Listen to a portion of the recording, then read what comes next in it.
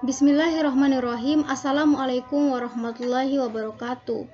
Perkenalkan, saya Eti dengan Stanbook A1H1200081. Baiklah, pada kesempatan ini saya akan memaparkan materi pengantar pendidikan dari bab 1 sampai bab 4. Adapun materi pertama yang akan saya paparkan yaitu bab 1, hakikat manusia dan pengembangannya. Yang pertama, sifat hakikat manusia.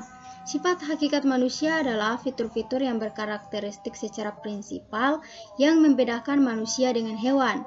Wujud sifat hakikat manusia adalah yang membedakan dengan makhluk lainnya, yang berupa kemampuan menyadari diri, menyadari hak dan kewajiban, kemampuan bereksistensi, kemampuan menghayati kebahagiaan, moral, pemilik kata hati, dan kebebasan yang bertanggung jawab. Nah, yang kedua yaitu dimensi-dimensi hakikat manusia. Dimensi hakikat manusia dapat dibedakan menjadi 4. Yang pertama, dimensi keindividualan. Yang kedua, dimensi kesusilaan. Yang ketiga, dimensi kesosialan. Dan yang keempat, dimensi keberagaman. Nah, yang ketiga yaitu pengembangan dimensi hakikat manusia. Pengembangan dimensi hakikat manusia dapat dibedakan menjadi 2, yaitu pengembangan yang utuh dan pengembangan yang tidak utuh. Pengembangan yang utuh yaitu apabila semua dimensi tersebut dikembangbiakan dari aspek maupun dari arah pengembangannya. Sedangkan pengembangan yang tidak utuh yaitu apabila hanya salah satu atau sebagian dari dimensi yang berkembang.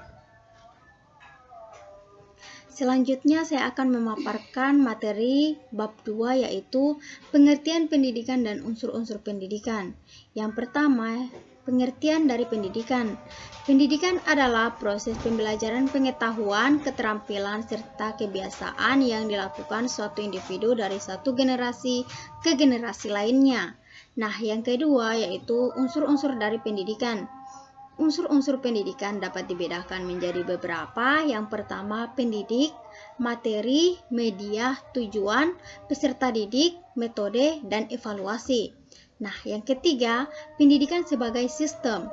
Pendidik dikatakan sebagai proses yang sistematis karena dilaksanakan secara prosedural, bertahap, dan terarah. Selanjutnya saya akan memaparkan materi bab 3 yaitu landasan dan asas-asas pendidikan. Yang pertama, landasan dari pendidikan. Landasan pendidikan adalah asumsi-asumsi yang menjadi dasar pijakan atau titik tolak dalam rangka praktek pendidikan dan atau studi pendidikan. Landasan pendidikan dapat dibedakan menjadi 4 landasan. Yang pertama, jenis-jenis landasan pendidikan. Yang kedua, landasan religius pendidikan. Yang ketiga, landasan filosofi pendidikan. Yang keempat, landasan ilmiah pendidikan. Nah, yang kedua, asas-asas pokok pendidikan. Asas pokok pendidikan dapat dibedakan menjadi 3, yaitu asas Tuturi Handayani, asas belajar sepanjang hayat, dan asas kemandirian dalam belajar. Nah, selanjutnya saya akan memaparkan materi bab 4, yaitu perkiraan dan antisipasi terhadap masyarakat masa depan. Yang pertama, kecenderungan globalisasi. Globalisasi bermakna bumi sebagai suatu keutuhan tanpa batas, transparan, saling ketergantungan antara bangsa di dunia. Ada 4 bidang kekuatan globalisasi antara lain. Yang pertama bidang iptek, kedua bidang ekonomi, yang keempat bidang lingkungan hidup, dan yang kelima bidang pendidikan. Yang kedua yaitu tuntutan bagi masyarakat masa depan. Pentingnya mengembangkan 4 hal pada peserta didik, yaitu yang pertama, kemampuan mengantisipasi pengembangan berdasarkan ilmu pengetahuan. Yang kedua, kemampuan dan sikap untuk mengerti dan mengatasi situasi. Yang ketiga, kemampuan mengakomodisi, utamanya perkembangan iptek serta perubahan yang diakibatkannya. Nah, yang keempat, kemampuan mereorientasikan, utamanya kemampuan seleksi atau filter terhadap arus informasi yang mempengaruhinya.